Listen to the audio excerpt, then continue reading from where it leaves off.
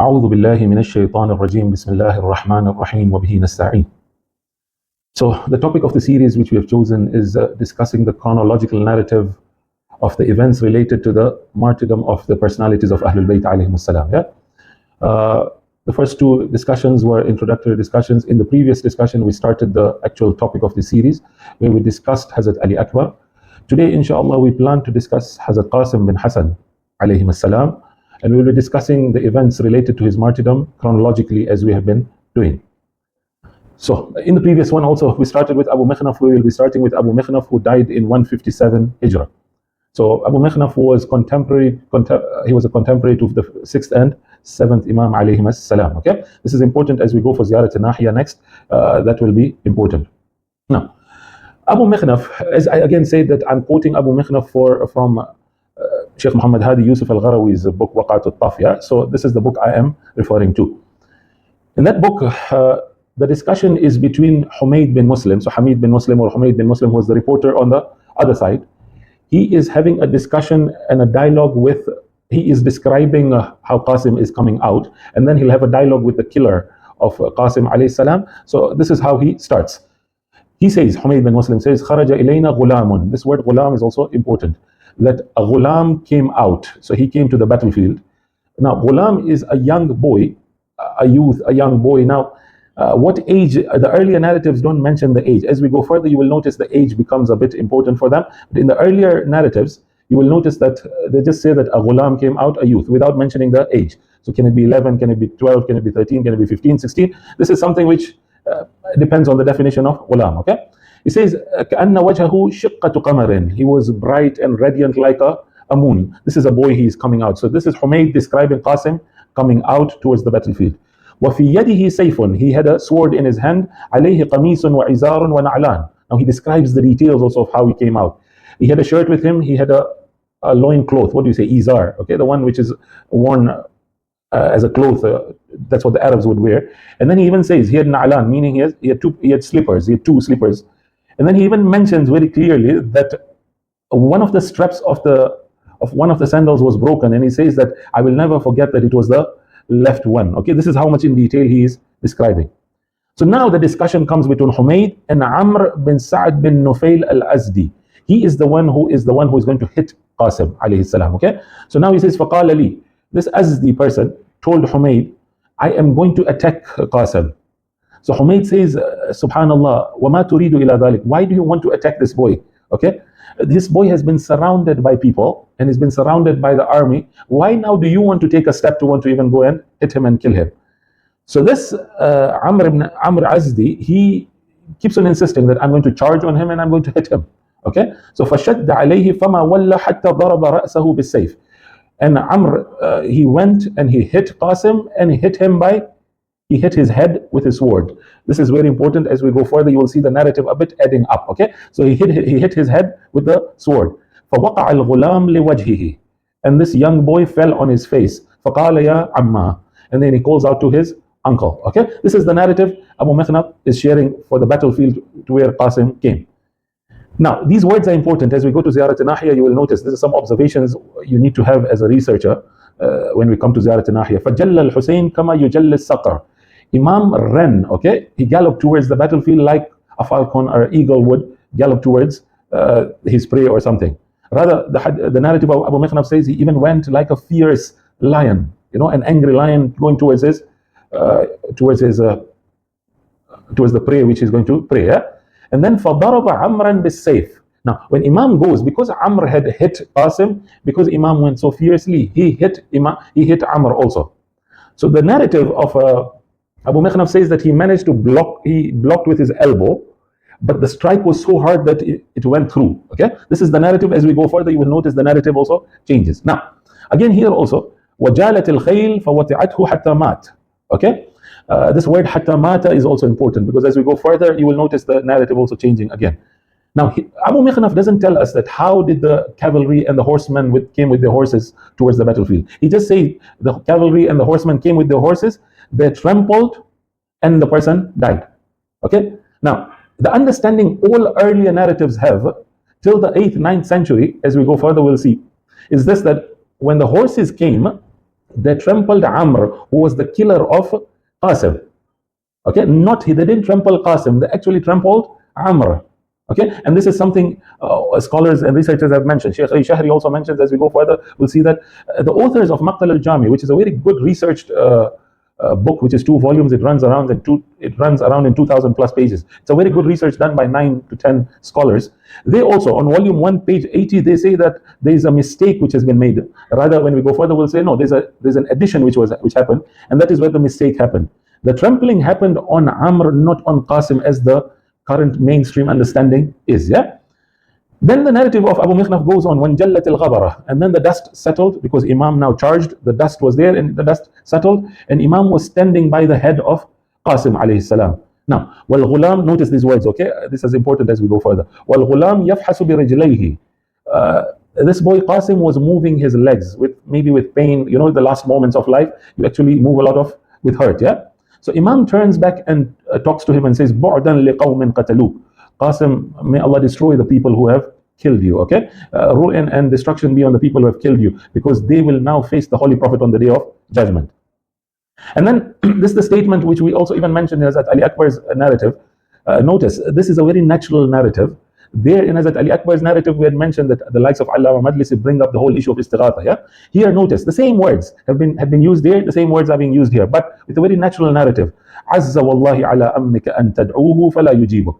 It pains me. Imam Hussein is telling Qasim that it pains me and hurts your uncle that you call him and he cannot respond to you.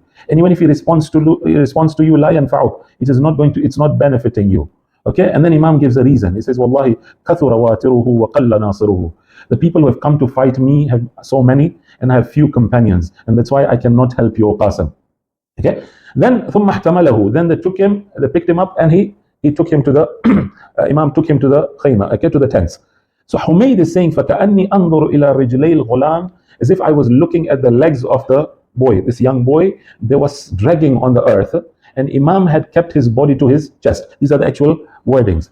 And then Imam says, أَلْقَاهُ مَعَ إِبْنِهِ عَلِيِّ بْنِ الْحُسَيْنِ وَحَوْلَهُ قَتْلَى مِنْ أَهْلِ بَيْتِهِ. This is important also, that Imam kept him, his body, Qasim's body, besides Ali Akbar, and some of the other martyrs from the Ahlul Bayt alayhim salam. Okay, I'm stressing on this because as we go further, you will notice this is a discussion within scholars as to Qasim, when did he go to the battlefield? Was he second? Was he third? Was he later? Okay, this becomes a discussion. This is Abu Mikhnaf's version and narrative. Okay, now come to Ziyarat Nahiya. Okay, now before I get into the actual statement of Ziyarat Nahiya, there are a few points which I would like to make. These are points, I'm not making any conclusion on them, nor am I giving my opinion.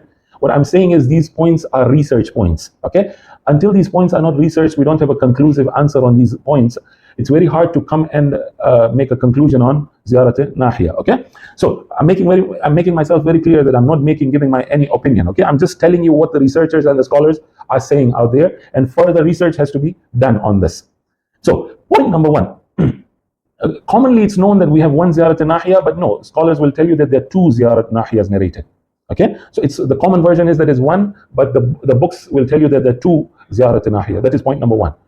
Point number two, the first Ziyarat Nahiya has been narrated with a sanad, so it has a chain of narrators, but strangely enough, there are 3 narrators out of it who are unknown. And strangely more enough is this, that out of these 3, 2 narrators are only the narrators of this ziyarah. You don't find these narrators somewhere else. Okay, this is now adding to more research as to how come these narrators have never narrated any hadith or anything else apart from this ziyarah. This is ziyarah number 1. The second ziyarah has not been narrated with a sanad nor any chain, so there's no chain of narrators. It just says it's from the 12th Imam alayhi salam. That's all. Okay, this is point number 2. Point number 3, which is again very important and requires research, is this, that both the ziyarats appear for the first time in a 6th century book. So they appear in Mazar al-Kabir of al-Mashhadi. Mashhadi died in 594 Hijrah, so that's end of 6th century. Okay, this is 250 years after the birth of the 12th Imam alayhi salam. Okay, so we'll come to that period also. So 594. So now a question now comes in, is that how come this hadith and this ziyarats, 2 ziyarats, didn't appear in the earlier books? That's number 1. Number 2, that's point number 4 also.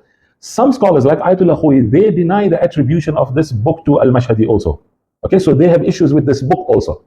So that adds another point of research. So they don't accept this book being attributed to al-Mashhadi. Okay. Now, And that is why the likes of Allama Majlisi, for example, will come and claim that this ziyarah is found in Sheikh Mufid's book. So when scholars go research, they say that we didn't find any of this. The text of this ziyarah is not found anywhere in Sheikh Mufid's book. It's not there at all. Okay, so that adds a further research point as to now how come the earlier scholars didn't narrate it. And this Allama Majlisi's opinion, where does it come from? Now, point number 5. These are only pointers which I'm giving you, which again requires research, as I mentioned. Until you don't sort this, you can't come and refer to a text and say this ziyarah will just refer to it without sorting all these pointers. Yeah. Now, interestingly enough, the first ziyarah in the chain, Sheikh Tusi is mentioned in the chain. So the question now comes in that Sheikh Tusi has a book of du'as and ziyarats called Misbah al-Mutahajjid. Okay. So the question now comes in, how come he didn't narrate this ziyarah in his book? While Al-Mashhadi says that Sheikh Tusi is one of the narrators of this ziyarah, while Sheikh Tusi himself doesn't mention it in his book. That's another question. Okay, that's point number 5. Point number 6 is, when was this ziyarah issued? Okay, when was it recited? So the common opinion is that it comes from the 12th Imam, but the scholars and the researchers will tell you that if we accept the reliability and authenticity and we prove that this ziyarah is there, then the date and the year of the issuance of this ziyarah is mentioned as 252 Hijrah. Notice, Imam Zaman alayhi salam is born in 255, not 252. Okay, 252, the 12th Imam is still not born.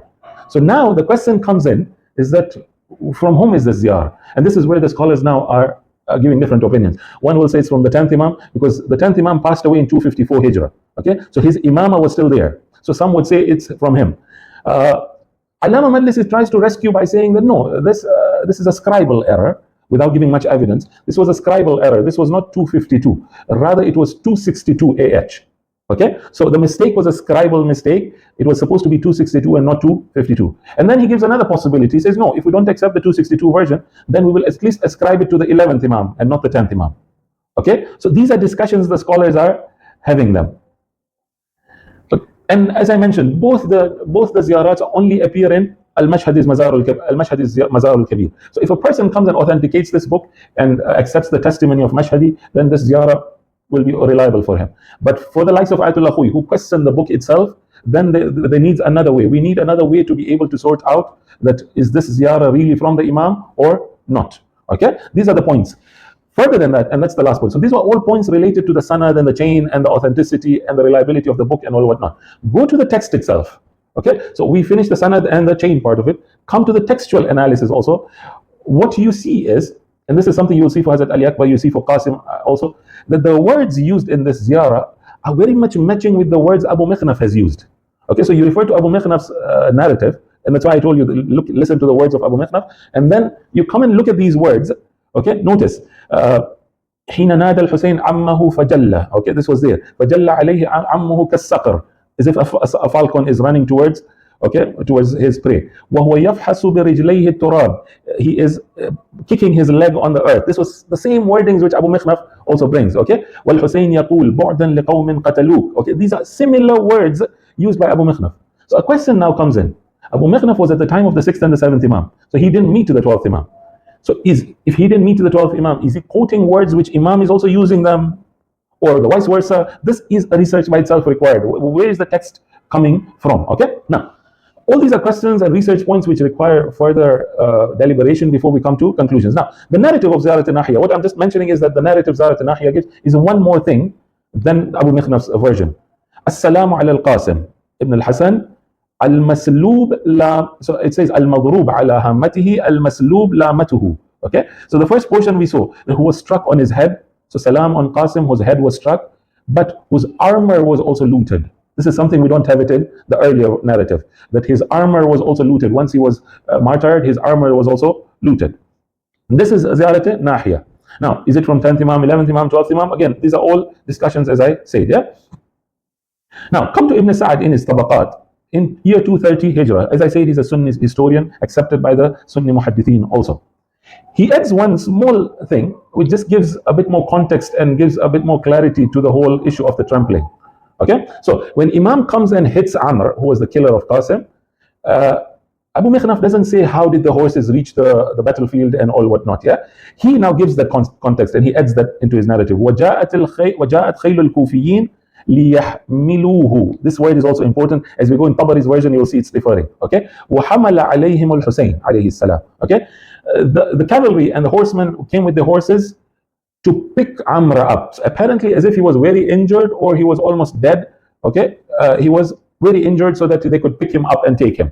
So these horsemen come with their horses, and Imam Hussein started attacking them. Okay, and this fight happens, this battle happens, and this is where the trampling happens. Hatta mata. So Amr then dies after the trampling of the horses. Okay, this is Ibn Sa'd in his Tabaqat. Come to Tabari now. He also adds a small narrative. You will notice that till 7th, 8th century, the narrative remains the same, almost with minor additions. As you go further with time, you will see minor additions coming in. Okay, so now when Imam hits Amr and attacks Amr, the Tabari's version says fasaha. Okay, he shouted out. This is Amr shouting out, ثم تنحي an, and then he moved away from the Imam alayhi salam. Okay, so as if he still had life, and he moves away from the Imam. Now look at the wordings of Tabari. Are they differing from Ibn Sa'd's wordings? I don't know. I feel they are. Okay. وحملت خيل أهل الكوفة ليستنقذوا عمرا من حسين. Okay. So that one was like, we want to pick him up, as if he was so injured, and we want to pick him up. Here is like the horsemen came to attack with the horses so that they could save Amr from Imam Hussein alayhi salam. Okay. In this process now, فاستقبلت عمرا بصدورها. Okay. So now there's more detail as to Amr was now facing the horsemen with the horses. Okay, and these horses now come towards him, and then they trample him, and then he dies. Okay, this is Tabari's version. So this is 310. As I say, Tabari also is a Sunni historian, an accepted Sunni historian also. This is 310 Hijrah, early 4th century. Now, come 334 Hijrah, we have a book which is called Hidayat al-Kubra by Khasibi or Khusaybi, whatever the pronunciation is. Now you see the narrative changing. By the way, Hidayat al-Kubra is a book written by Khasibi. Khasibi is, by majority counts, he is known as a Ghali. Okay, now you will see that a Ghali now is giving us a version which has become a common mainstream understanding today also. And great scholars use this statement also, yeah. So he is somebody who is a Ghali. Okay, he is the founder basically of the Nusayri sect, if you want to put it, one of the founders. Rather, the Alawis in Syria also somehow ascribe themselves to Khasibi or Khusaybi, whoever you want to mention him. He, in his Hidayat al-Kubra now, he's mentioning now this famous story of Ahla min al-Asal. It doesn't come in the earlier narratives, it comes in his book. And this is something scholars do agree. So if you refer to Sheikh Shahri also, he also mentions this also. So Khasibi's version now is this, that on the night of Ashura, Imam gathers his family and his companions. He talks to them and he tells them that I'm going to be killed tomorrow. They want me, they don't want you. So you can go and move. Okay, and then the discussion, which is not our discussion, that we will not and all whatnot. In the midst now of this discussion is now Qasim turning to his uncle now. Okay, فقال له القاسم, my uncle, وأنا أقتل, am I also going to be killed? Now this has become the common mainstream version and narrative in our majalis, but look at where it's coming from. Okay, again, I'm not saying these are right or wrong, but look at the sources which are coming from. So Imam turns back with compassion to him and he says, and then he turns back and asks him, كيف الموت عندك? Oh my brother's son, how is death with you? How do you find death? And Qasim replies, أحلى من العسل. This has become a very famous statement, but it comes in Khasibi's narrative. So Imam tells him, yes, it's ahla, but you will undergo a lot of trials on your death. So he says, أن تبلو بلاء عظيما. You will undergo a lot of trials in your death. And then Imam tells him that even Abdullah al-Radhi, so this is Ali Asghar, the way we call him, when we come and discuss that Ali Asghar, then we'll discuss where does this name, all this come from. Yeah. So at the moment I'm using the word Ali Asghar. So he says even Ali Asghar will be killed while asking for water. So Qasim then turns back to the uncle and says, Imam, will they reach the ladies also? That means will they reach the tents and reach the ladies also, that they will kill Ali Asghar? And then Imam gives the whole incident where we will discuss when it comes to Hazrat Ali Asghar, inshallah. Okay, this was Khasibi. Now, Sheikh Shahri, the reason I'm quoting him is that to show you that scholars don't accept the reliability of this book. Okay, so he says he accepts it also. Ruwiya fi kitab Hidayat al-Kubra. So he also mentions that this narrative has come from the book Hidayat al-Kubra of Khasibi. Then he goes further. He says that we have a similar narration in Madinat al-Ma'ajiz of al-Bahrani. Now I'm confusing Bahrani or Sayyid Ni'matullah Jazairi. Okay, either of the two. Yeah. He says this riwayah has been mentioned, and this narrative has been mentioned even in Madinat al-Ma'ajiz. He then goes further. وَلَمْ نَذْكُرْهَا فِي النَّص بِسَبَبِ عَدَمِ اعْتِبَارِ مَصْدَرِ الرِّوَايَةِ. Can you see this now? He doesn't accept the authority and reliability of Hidayat al-Kubra. This is showing you that scholars don't accept the reliability of Hidayat al-Kubra, being a Ghali, being an extremist. That's how some have ascribed him. The majority ascribe him like that. Okay.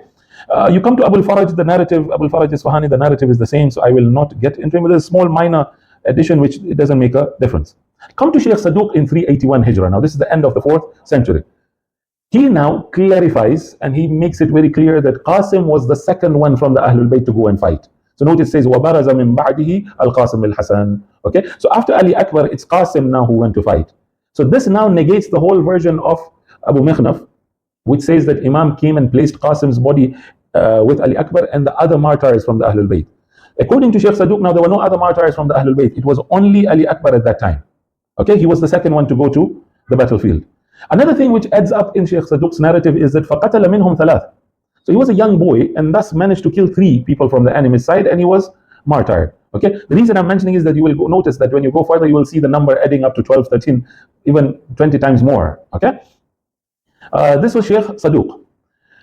Come to now 6th century, you have a scholar by the name of Bayhaqi. Now this is not the famous Bayhaqi of Sunan Bayhaqi, who is known in the Sunni world. Bayhaqi is famously known as Ibn Funduq. Okay, he passed away in 568. Apparently that Bayhaqi was in the 3rd or 4th century, if I'm not mistaken. Yeah, this Bayhaqi comes in the 6th century, 568 Hijrah is his death year. He was more of a historian, if you want to call him, or more of a genealogist, somebody who looks at, because he has a book called Lubab al-Ansab, where he looks at the genealogy. Okay, so he's interested in the age of Qasim now. So you see a sudden interest in the age now. So in the earlier narratives, we were told he's a ghulam. Okay, he's just a young boy, he's a youth. How old is he? We are not being told. The first time now we are being told his age now. So he says that he was 16. Huwa ibn sittu ashara sana. He was 16 years old. Do you see this now? So the common narrative we have was he was 13. He mentions he was 16. In the same period, Kharazmi, in his Maqtal al-Hussein, he gives another version now. So he doesn't give an exact age, but now he mentions another issue about his age. He says, وَهُوَ غُلَامٌ, he adds now, صَغِيرٌ. This was not there in the earlier narrative. He's a young boy, no, he's صغير also. So Saghir now will tell you that he was somebody not reached bulugh and maturity. And he mentions, Lam yablugh al-hulum. He had not reached the age of maturity and bulugh. So that shows he was at least lesser than 15. Yeah, opposite to Ibn Funduq's narrative. This is Kharazmi. Now, one more thing he adds, which was not there in the earlier narrative, is the discussion between Humayd and Amr. Okay, Amr, the killer of Qasim. When this discussion is happening, Humayd is telling Amr that Qasim has been surrounded by so many people. Why are you interested in him? There's no need for you to attack him. He's been surrounded by people, okay, by all the army. Then, Amr turns back that he says, I will charge at him and I will go kill him. So Humayd then answered, Subhanallah, okay? The same wordings have been used. One more statement which Humayd adds here, which was not there in the earlier narrative. He says, فَوَاللَّهِ لَوْ ضَرَبَنِي مَا بَسَطْتُ لَهُ يَدَيَّ. If this boy is such a good-looking boy, he's such a radiant boy, he's a bright-faced boy. If this boy were to hit me, I would not go hit him back. Okay, that's how I much admire this boy. Okay, this was not there in the earlier narrative. Okay, this is the 6th century. Now, another thing Kharazmi adds in his Maqtal al-Hussein is he adds a dua from Imam Hussein. Now, this dua, strangely, in the books of history, you will notice each historian has put this dua in for a particular incident. Kharazmi puts it here. Okay, so when Imam came and put Qasim after his death, after his martyrdom, when he comes and puts his body with the other shuhada, with the other martyrs, he then turns his face towards the sky. Okay, now this was something we didn't have it earlier. He says, Allahumma ahsihim adada. Okay, now is he talking about the martyrs? Is he talking about the enemy? It can refer to both also. Oh Allah, count them all. Okay, count the martyrs, count the enemies. وَلَا تُغَادِرْ مِنْهُمْ أَحَدًا وَلَا تَغْفِرْ لَهُمْ أَبَدًا. Oh Allah, don't forgive these people from the army of Yazid in Ibn Ziyad. Don't forgive them at all. This was a dua which we don't see it earlier in the earlier narratives. It's Kharazmi now puts it after the death of Qasim, and then he turns to his Ahlul Bayt. Probably those who are alive still. He tells them, Sabran ya bani umumati, Sabran ya ahli bayti. Oh my cousins, oh my Ahlul Bayt, have sabr and have patience. Okay, La ra'aytum hawanan ba'da hadha al-yawm abada. You will not see any difficulty after this anymore. So this is your last difficulty. Just have patience, endure it, and finish it, and after this it will be done. Okay, so this is something we don't see it in the earlier narrative. This is Kharazmi in the 6th century. Come 1 century later, 664 Hijrah, Sayyid ibn Tawus in his Luhuf, the same dua of Imam Hussein alayhi salam, he puts it before Qasim goes to get martyred. Fasah al-Hussein. Okay, so apparently his Imam now starts shouting out, okay, and he calls out, fi tilka al-hal sabran, and the same wordings then come in, okay, that he calls out and the same wordings, but it is before, then he says, qala rawi wa kharaja gulamun. Okay, can you see this now? Okay, it's before the martyrdom of Qasim alayhi salam. Now, one more thing which Sayyid ibn Tawus adds, which is not there in the earlier narrative, is when Qasim is hit on his head by Amr. Okay, that was the only thing which was mentioned in the earlier narrative.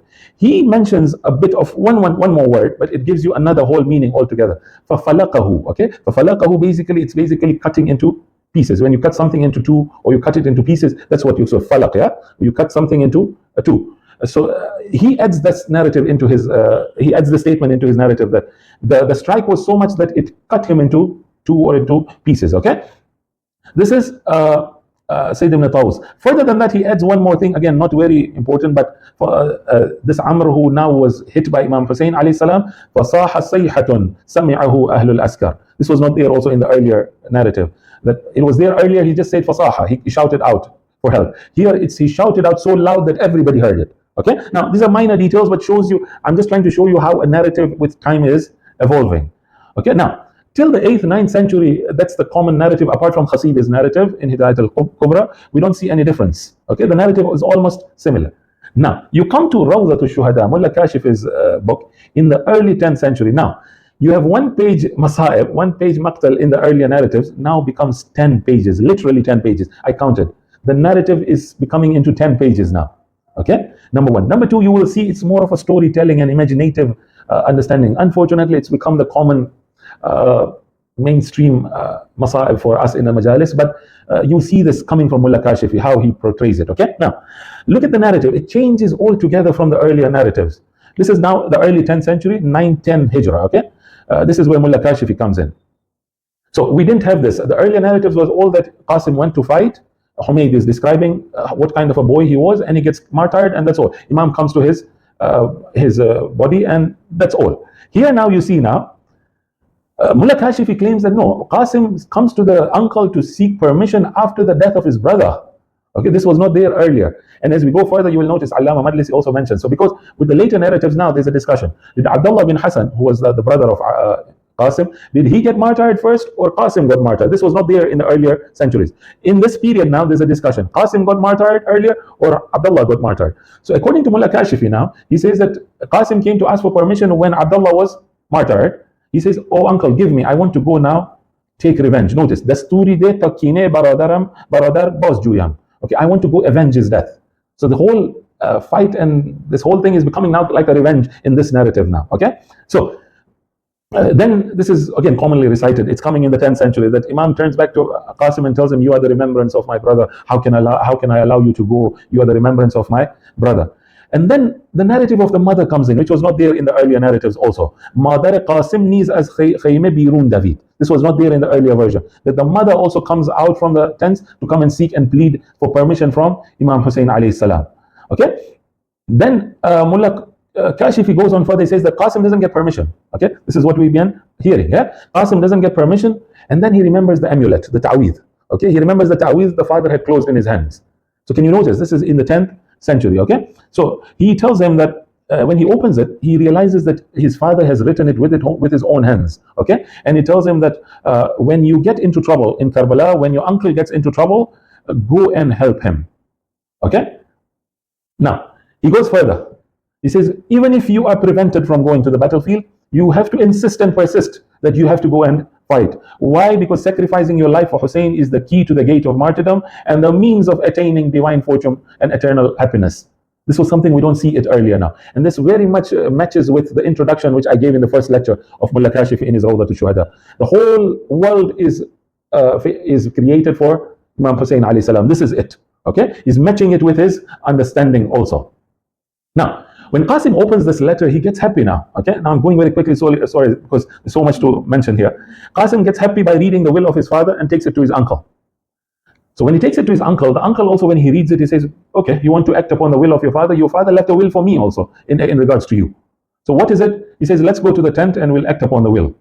Okay, and this is where now the whole discussion comes in, is that Imam makes him wear new clothes now. Now, there's a discussion, new clothes were there or they brought up or whatever, okay? Imam makes him wear new clothes and then he conducts a marriage ceremony with his daughter. So he gets Qasim married to his own daughter, and that's where the marriage ceremony takes place. And he says, this was the wasiyah and the will of your father. Okay? So now, these two become husband and wife in the tent. So they're holding each other's hands. This is the wordings. I'm not making up the things. They're holding their hands, and suddenly a voice comes up from the enemy's side and asking for a warrior. So the enemy's side is calling out, are there no warriors anymore? And this is where Qasim now leaves the hand of the wife and says, I'm going to now fight. Okay? So now the wife turns back. So he turns back to his wife and says, Qasim turns back to his wife and tells him that our marriage okay, leave my hand because our marriage now will take place on the day of judgment. So Qasim's wife turns back to him and says, but how will I recognize you on the day of judgment? Okay, you're leaving me like this, how will I recognize you on the day of judgment? So basically he tears up the sleeve of the shirt and he says, you will find me with the torn sleeve or a torn shirt. That's how you will find me on the day of judgment with my grandfather. Okay, and then after this, Qasim is now going towards the battlefield, and Imam now sees him and he tells him that you're going with your own legs to your death. He makes him wear clothes like a coffin and gives him a sword. Okay, now here is where now when Qasim goes, this is the first time he goes now to the battlefield, he is now killing so many. As we had mentioned that Sheikh Saduq said he killed only 3. Okay, here he said he killed so many. Okay, look at the version he puts up. He says, Ta bisiyar sar as tan berbud wa bisiyar deliran ra as John bar ovard. Okay, he killed so many. Now the number is also not mentioned. That's how many he killed. Okay, and then a very brave face of Qasim is being portrayed now. He's a very brave warrior. He's somebody who is now up for fighting, which was not there in the earlier narrative. Okay, this is now when Qasim comes to the battlefield, he asks for a warrior. Nobody is ready to even fight him. Something we didn't get it earlier. Okay, the earlier narrative was that he just killed 3, and that's how he was martyred. Here now you see that he's coming and asking for a warrior, and nobody is ready to confront him. So what he does is he goes back to the tent. Okay, when he's asking for a warrior, nobody comes to fight him. He goes back to the tent where his wife was crying. So he goes, he wishes to see her, she wishes to see him, and they bid farewell with each other, and he goes back to the battlefield for the second time now. Okay, all these narratives were not there in the earlier versions. Okay, then Qasim comes to the battlefield again, asks for a warrior, nobody responds. So Umar ibn Sa'ad tells Azraq. Now apparently Azraq is a Syrian who was known for his bravery. Now this requires research. But this is exactly what he says. He was somebody who was very brave. Okay, so Ibn Sa'ad tells Azraq, you go fight him and you go kill him. So Azraq, seeing that this is a young boy, I cannot fight him. Me, the brave warrior, how will I fight him? So he starts sending his own sons. The narrative of Mullah Kashifi goes on further. It's a very historical narrative. Can you see that? It's more imaginative stories coming out. Okay, so his narrative says that Qasim didn't have a shield and an armor, so somehow Muhammad bin Anas from the Imam's camp took the shield and armor and made it reach to Qasim. Okay, Qasim now starts fighting. So Azraq sends his son, first son, second son, third son, fourth son. All sons are killed. Okay, he kills all the 4 sons. So now Azraq himself now goes to fight. So here when Azraq goes to fight, the narrative says that because Imam realized he's a very brave warrior, he starts raising his hands for du'as and starts praying for him. Okay, and Qasim then kills him. Can you see this now? Okay. In the earlier narrative was that he was killed straight away. He's the one who hits the face. Okay, here is now he's hitting. Qasim kills him. It's the opposite now. Okay, and then goes back to the tent for the 3rd time now, and then he asks for water now. This was not there in the earlier narrative again. Qasim comes back, asks for water. So the uncle turns back and tells him, "Be patient. Your pains will just finish, inshallah. You be patient and go fight again." So as we go further, you'll see the narrative changing again.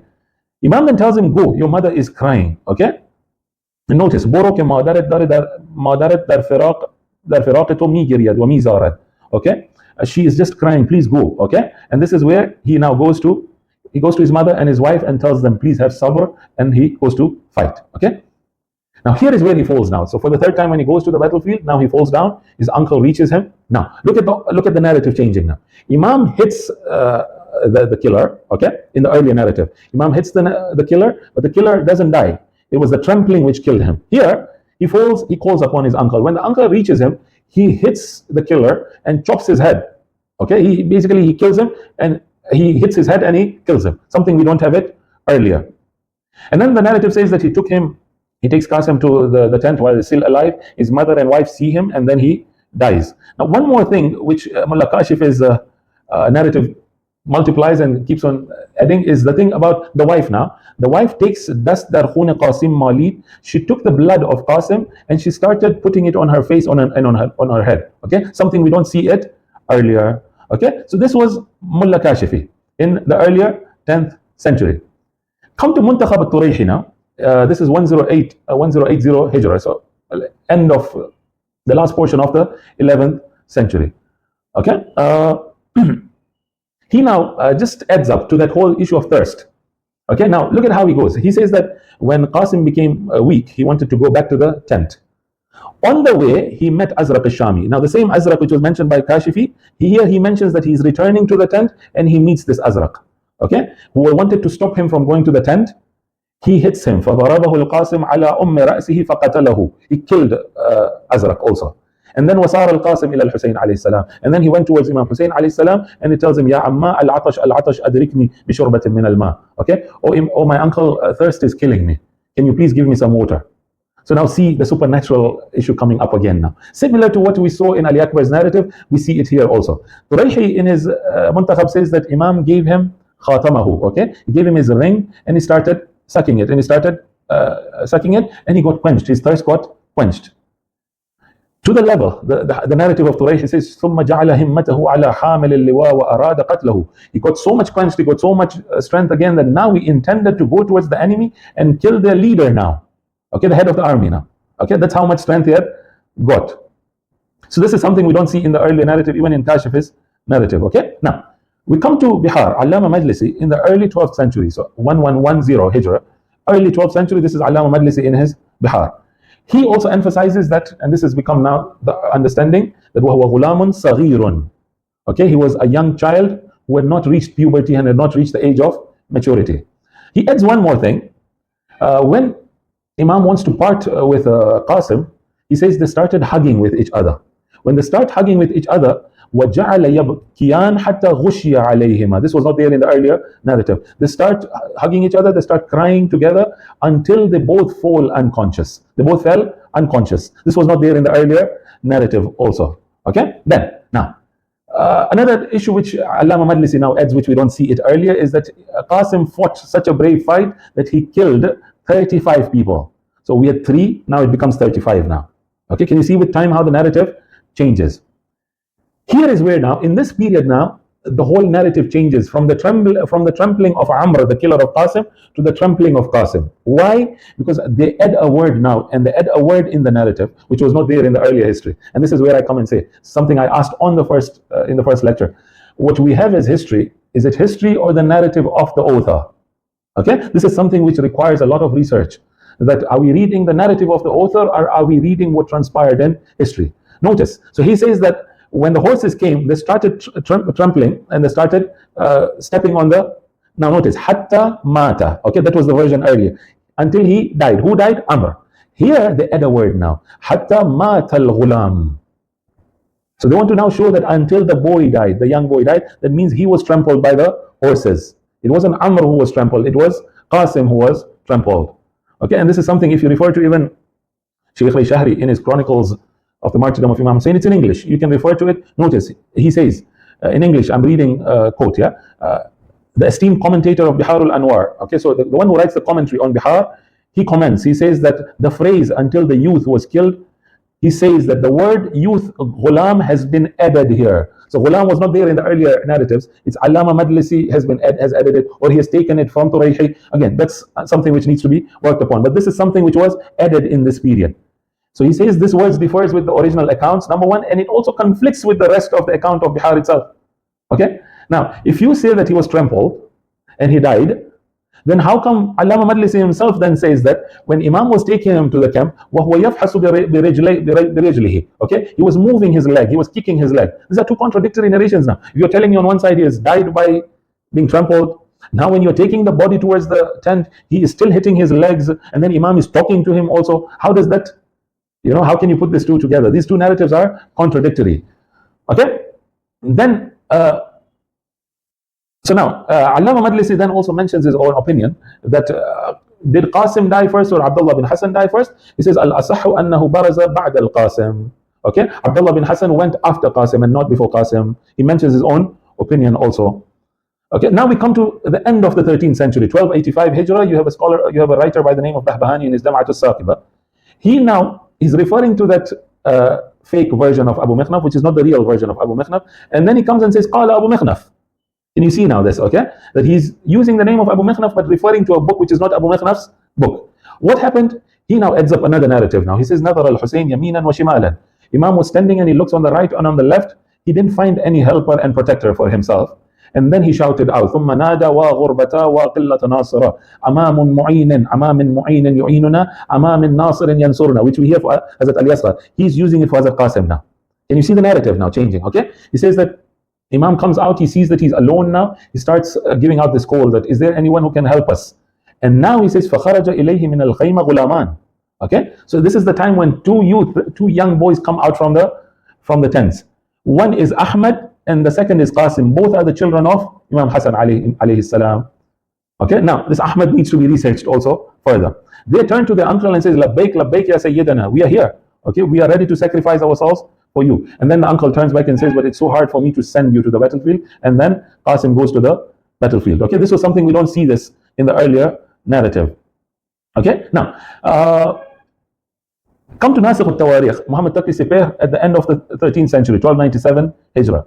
He comes and adds one more thing, two more things basically. One is Qasim going to fight. He says he fought somebody who was equal to 1,000 horsemen, showing the bravery now. Okay, this was not there. This was there earlier in the 9th, 10th century, but not early in the earlier narratives. He fought somebody who was equivalent to 1,000 horsemen. And then he goes further. He says, despite his young age, he killed 35. This is what Allama Majlisi mentioned. He says in another report, he killed 70. So can you notice now? Sheikh Saduq says 3. Mullah Kashifi says so many. Allama Majlisi says 35. In end of 13th, 14th century now, we have now somebody telling us that he killed 70 now. Okay? This was a quick review. And finally, as I mentioned in the previous discussion also, I'll do the same. In contemporary times, I'll just quote Mahdi Rasuli, the one I quoted in the previous lecture also.